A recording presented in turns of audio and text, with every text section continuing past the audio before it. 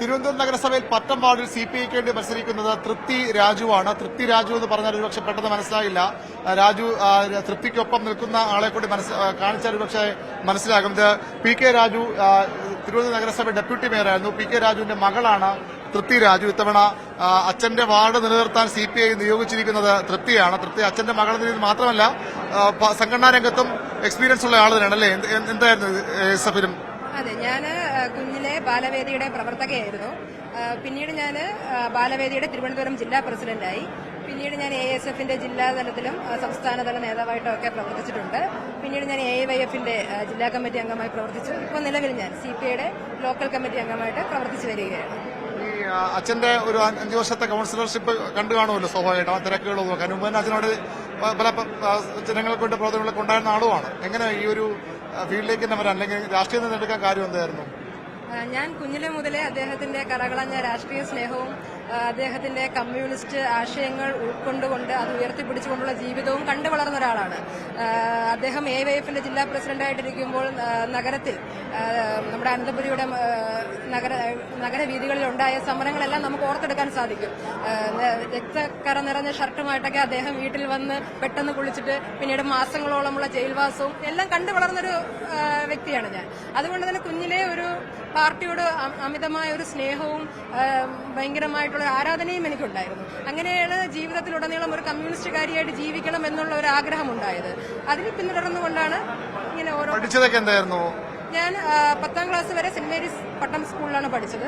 അതിനുശേഷം ഞാൻ പട്ടം girls high സ്കൂളിൽ പഠിച്ചു. അതിനുശേഷം ഞാൻ ബിരുദം പഠിച്ചത് ഗവൺമെന്റ് വിമൻസ് കോളേജിലാണ്. പിന്നീട് ഞാനിപ്പോൾ PG IGNOU യൂണിവേഴ്സിറ്റിയിൽ ചെയ്യുകയാണ്. നിലവിൽ ഞാൻ LLBയുടെ നിയമ വിദ്യാർത്ഥിനിയാണ്. കേരള ലോ. പഠനത്തിനിടെയാണ് ഈ തെരഞ്ഞെടുപ്പ് രംഗത്തേക്ക് കൂടി ഇറങ്ങുന്നത് അല്ലേ? അതെ അതെ, പഠനത്തിനിടെയാണ് ഞാൻ തെരഞ്ഞെടുപ്പ് രംഗത്തേക്ക് എത്തുന്നത്. എന്താണ് മകൾക്ക് നൽകാനുള്ള ഉപദേശം? മകളെന്നല്ല, കമ്മ്യൂണിസ്റ്റുകാരിയായി ജീവിക്കുക എന്നുള്ളതാണ് ലക്ഷ്യം. നിരവധി സമര പോരാട്ടങ്ങൾ നടക്കുമ്പോൾ കൈക്കുഞ്ഞായിരുന്നു. മകളെ പ്രസവിച്ച് ആശുപത്രി കിടക്കുമ്പോൾ ഞാൻ ജയിലിലായിരുന്നു. എന്റെ ഒറ്റ ഉപദേശമുള്ള കമ്മ്യൂണിസ്റ്റുകാരിയായിരിക്കും. മകളെന്നുള്ള ഒരു മുൻഗണനയും കൊടുത്തിട്ടില്ല. ആ സീറ്റ് നിലനിർത്തണം.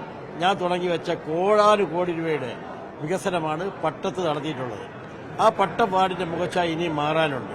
ഒരു പ്രധാനപ്പെട്ട സ്ഥലമാണ് തിരുവനന്തപുരം നഗരത്തിന്റെ പട്ടം. അതിലുപരി ശ്രീമതി ആര്യ രാജേന്ദ്രനും ഞാനും നടത്തിയിട്ടുള്ള 5500 കോടി രൂപയിലേറെ വികസനം നടത്തിയിട്ടുണ്ട്.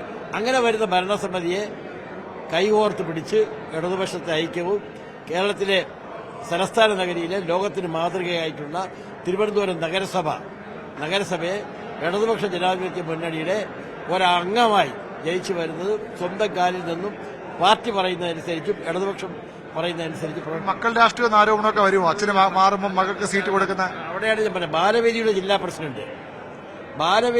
പ്രസിഡന്റ് AISFന്റെ പ്രവർത്തക, AISFന്റെ മണ്ഡല നേതാവ്, AISFന്റെ ജില്ലാ ഭാരവാഹി, AISFന്റെ സംസ്ഥാന കമ്മിറ്റി അംഗം, AYFന്റെ ജില്ലാ കമ്മിറ്റി അംഗം, CPIയുടെ ലോക്കൽ കമ്മിറ്റി അംഗം.